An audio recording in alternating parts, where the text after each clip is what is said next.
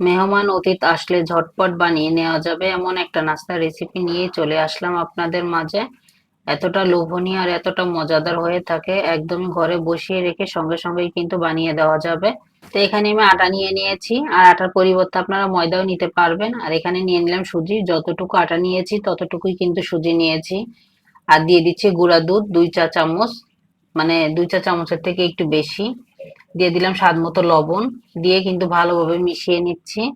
আর ভালোভাবে কিন্তু মিশিয়ে নিতে হবে শুকনো উপকরণগুলো। হ্যালো এভরিওয়ান, আসসালামু আলাইকুম, welcome back to my channel. আবারও চলে এসেছি আপনাদের মাঝে আরো একটা মজাদার নাস্তার রেসিপি নিয়ে। এখানে নিয়ে নিচ্ছি চিনি, আমি 2 টেবিল চামচ চিনি নিয়ে নিচ্ছি। আর চিনিটা আপনাদের পছন্দ মতো নেবেন, কম বেশি করে নিতে পারেন। এখানে চিনিটা দিয়ে কিন্তু আবার আমি ভালোভাবে মিশিয়ে নিচ্ছি। আর ভালোভাবে কিন্তু মিশিয়ে নিয়ে কিন্তু এখানে অল্প করে পানি দিয়ে কিন্তু একটা ব্যাটার তৈরি করে নিতে হবে। তা আমি কিন্তু অল্প অল্প করে পানি দিয়ে ব্যাটারটা তৈরি করে নিব। আর এই পর্যায়ে যদি কেউ লাইক না দিয়ে থাকেন, অবশ্যই মনে করে একটা লাইক দিয়ে দিবেন। আমার ভিডিওর কোনো অংশ যদি ভালো লাগে, চাইলে আমার চ্যানেলটা সাবস্ক্রাইব করে আমার পাশে থেকে যেতে পারেন। আমি ব্লগ বাই স্বাতী, ঢাকা থেকে বলছি। এখানে আমি 2 চা চামচ তেল দিয়ে দিলাম। তেলটা একদমই অপশনাল, দিলে কিন্তু ভালো লাগবে। আর দিয়ে কিন্তু ভালোভাবে দেখুন ব্যাটারটা তৈরি করে নিয়েছি, ঘন একটা ব্যাটার হয়েছে। এখানে একটা ডিম ভেঙে দিব। এখানে মানে আগে পানি দেওয়া যাবে না। আর ডিম দিয়ে আগে দেখতে হবে যে কতটুকু পরিমাণ আমার ব্যাটারটা পাতলা হয়, তারপরে কিন্তু একটু লাগলে পানি পরে দেওয়া যাবে। ডিমটা ভালোভাবে কিন্তু ব্যাটারের সঙ্গে গুলে নিচ্ছি, আর এভাবে ভালোভাবে গুলে নিতে হবে। ডিমটা যেন খুব সুন্দরভাবে গুলে যায় সেটার দিকে খেয়াল রাখতে হবে। তা আমার একটু পানি লাগছে, তার জন্য একটু পানি দিচ্ছি। বেশি ঘন কিন্তু ব্যাটারটা করা যাবে না, একটু পাতলা টাইপের ব্যাটারটা করতে হবে, মানে বেশি পাতলা না, মিডিয়াম সাইজে, বেশি পাতলাও না আর বেশি মোটাও মানে ঘনও না, এরকম টাইপের একটা ব্যাটার তৈরি করতে হবে। তা আমি কিন্তু দেখুন আবারও কিন্তু পানি দিয়ে খুব সুন্দরভাবে কিন্তু ব্যাটারটা আর কি মিশিয়ে নিচ্ছি ডিমের সঙ্গে। আর কতটা পাতলা হয়েছে দেখতেই পাচ্ছেন, আমি যে দেখিয়ে দিচ্ছি, একদমই কিন্তু বেশি পাতলা হয়নি আর বেশি ঘন হয়নি। তো এরকম করে দিয়ে তারপরে কিন্তু এখন আমি দিয়ে দিব বেকিং পাউডার। আর বেকিং পাউডারটা অবশ্যই দেওয়ার চেষ্টা করবেন, তাহলে কিন্তু এই ছিদ্র ছিদ্র ভাবটা সেটা আসবে। আর না হলে কিন্তু ছিদ্র ভাবটা বেশি একটা আসবে না। তা বেকিং পাউডারটা দিয়ে কিন্তু আবারও আমি ভালোভাবে মিশিয়ে নিচ্ছি। আর বেকিং পাউডারটা দিয়ে মিশিয়ে নিয়ে কিন্তু বেশিক্ষণ রাখা যাবে না, 10 মিনিটের বেশি রাখা যাবে না কিন্তু, তাহলে কিন্তু সেই ছিদ্র ভাবটা কিন্তু আসবে না। তো এখানে আমি এই যে ডিমগুলো ভেজে নিচ্ছি, আর এখানে তো অবশ্যই ডিমটা লাগবে, যেহেতু ডিমের রেসিপি, তার জন্য তো ডিমটা লাগবেই। তা ডিমটা ভেজে নেওয়ার জন্য কিন্তু সামান্য একটু তেল দিয়েছিলাম, দিয়ে ডিমটা ভেঙে দিয়ে এখন একটু লবণ দিয়ে দিচ্ছি উপরে স্বাদের জন্য। তা লবণটা দিয়ে কিন্তু আমি ডিমটা সুন্দরভাবে ভেজে নিব। তা তেলটা কমিয়ে দিয়ে ভাজতে হবে, নাহলে ছিটে গায়ে আসবে। আর ডিম কিন্তু পোস্ট করলে তখন কিন্তু ছিটে বেশি, তার জন্য তেলটা কমিয়ে দিয়ে কিন্তু ডিমটা ভেজে নিতে হবে। তা উল্টিয়ে পাল্টিয়ে কিন্তু আমি ভালোভাবে ভেজে নিচ্ছি। দেখুন ভাজা কিন্তু হয়ে গিয়েছে, আর অতিরিক্ত ভাজার দরকার নেই, হালকা ভাজলেই হবে। কুসুমটা কিন্তু ভাঙা যাবে না, কুসুমটা যেমন আছে তেমনই থাকবে। তো আমার একটা ডিম কিন্তু ভাজা হয়ে গেছে, আরো একটা ডিম কিন্তু আমি ভেজে নিচ্ছি, দেখতেই পাচ্ছেন এই ডিমটাও কিন্তু আমি ভেজে নিয়েছি। আর 2টা ডিমই কিন্তু ভাজা হয়ে গিয়েছে, আর প্যানে কিন্তু আমি কোনো রকম তেলও অ্যাড করিনি। আর প্যান পরিষ্কারও করিনি, মানে যে ডিম ভেজেছিলাম যে তেল রয়েছে সেই তেলের ভিতরেই কিন্তু আমি ব্যাটারটা দিয়ে দিচ্ছি। ব্যাটারটা দিয়ে কিন্তু আমি এই যে এখন দেখুন চামচে ছড়িয়ে দিচ্ছি। আর ব্যাটারের ভিতর যদি ডিমটা না দেওয়া হয়, তাহলে কিন্তু যে কালারটা আসছে, কালারটা কিন্তু আসবে না। সুন্দর একটা কালার আনার জন্য আপনারা কিন্তু কালারও অ্যাড করতে পারেন, কিন্তু এখানে কোনো কালার অ্যাড করা হয়নি। আমি ডিমের কালারটা যা আসে সেটা দিয়ে কিন্তু আপনাদের মাঝে ভিডিওটা শেয়ার করছি। আর কালারটা দিলে কিন্তু খুব সুন্দর একটা কালার আসবে এই ব্যাটারে যদি কালার দেওয়া হয়। তা যাই হোক, দেখুন ভালোভাবে কিন্তু ছড়িয়ে দিয়েছি, দিয়ে কিন্তু আমি একটু ঢেকে রাখবো কিছুক্ষণের জন্য। ঢেকে রাখলে কিন্তু উপরের পাশটা কিন্তু খুব সুন্দরভাবে হয়ে যাবে। আর দেখতেই পাচ্ছেন উপরের পাশটা কিন্তু খুব সুন্দরভাবে হয়ে গিয়েছে, আর ছিদ্রও হয়েছে খুব সুন্দর। তা আমি কিন্তু উল্টে নেইনি, ওইভাবেই রয়েছে। আমি ডিমটা দিয়ে দিয়েছি, ডিমটা দিয়ে কিন্তু এখন ভাঁজ করে নিব, তাহলে ভাঁজটা খুব সুন্দরভাবে বসবে। আর যদি উল্টে পাল্টে ভাজা হয়, তাহলে কিন্তু ভাঁজটা একদমই বসবে না। তার জন্য কিন্তু এইভাবে আমি ভাঁজটা করে নিচ্ছি। আর দেখতেই পাচ্ছেন যে আমার কিন্তু হয়ে গিয়েছে ভাঁজটা খুব সুন্দরভাবে। আর এইভাবে কিন্তু মানে ভেজে নিতে হবে আর ভাঁজটা করে নিতে হবে। আর দেখুন আস্তে করে মানে ভাঁজটা দিলে কিন্তু খুব সুন্দরভাবে ভাঁজ হয়ে যাবে।